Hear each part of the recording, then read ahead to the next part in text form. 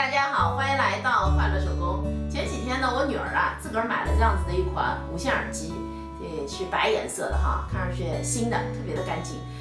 我看到她这个无线耳机呢，就想给她做一个包，我呢闲不住哈，我就跟她说了，我说妈妈给你做个包呗。她吧还特别不情愿，好吧，我说你别不情愿哈，我肯定给你做一个特别好看的。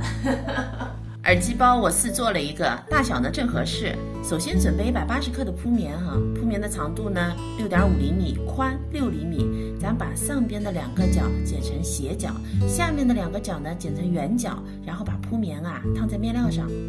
咱们面子需要2份，里子也需要2份。接下来呢，在面子上做上拼色，先把拼色的小布片烫进5毫米，然后搁在面子上哈。这条线离这儿3厘米，每间隔1厘米呢，搁上拼色布片，然后车3条线把它固定上，最后把多余的剪掉。拼色呢，咱们就做好了。今天的小包呢是小猫的造型，做的呢也不知道像不像啊。小猫有2只耳朵，咱们现在呢来做耳朵。准备2块小布头，上面呢画一个边长1.5厘米的三角形，然后缝上这2条边。耳朵的材料呢太小了，如果用缝纫机机缝呢，我怕被夹住，想想还是手缝方便些。2条边缝好以后呢，把小耳朵翻到正面，用不织布呢剪2个小的三角形，把它呢缝在耳朵上。接下来呢，咱们把耳朵缝在面子上，缝的时候咱们对齐这条斜边。耳朵缝好以后，咱们把小猫的嘴巴、鼻子、眼睛还有胡子呢也一起绣上。现在面子上的小猫装饰呢就绣好了，我给它绣了一双蓝眼睛，像不像波斯猫？接下来呢，咱们剪一根15厘米长的拉链，然后准备2块宽2.5厘米的边条，长度呢和拉链是一样的哈。咱们这样子车一条线，这根呢车在拉链的这边。拉链车好后呢，把边条翻到正面，在拉链2边又车了窄边。接下来呢，剪一块布片，布片呢烫上180克的铺棉哈，铺棉的长度呢8.5厘米，宽2.5厘米。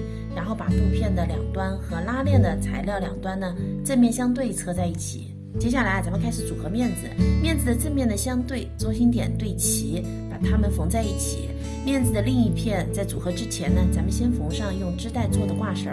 面子组合好了，接下来呢组合里子，里子和面子的材料尺寸都是一样的哈，组合的方法呢也是相同的，唯一的区别呢就是里子的边条上没有拉链。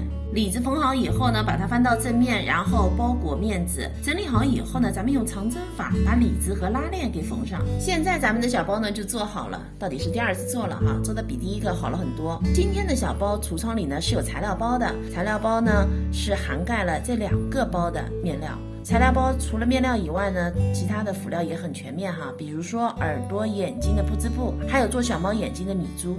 材料包呢特别适合新手朋友。这期视频内容呢就是这些了，感谢您花宝贵的时间来看我的视频，记得帮忙点赞哦，咱们下期再见。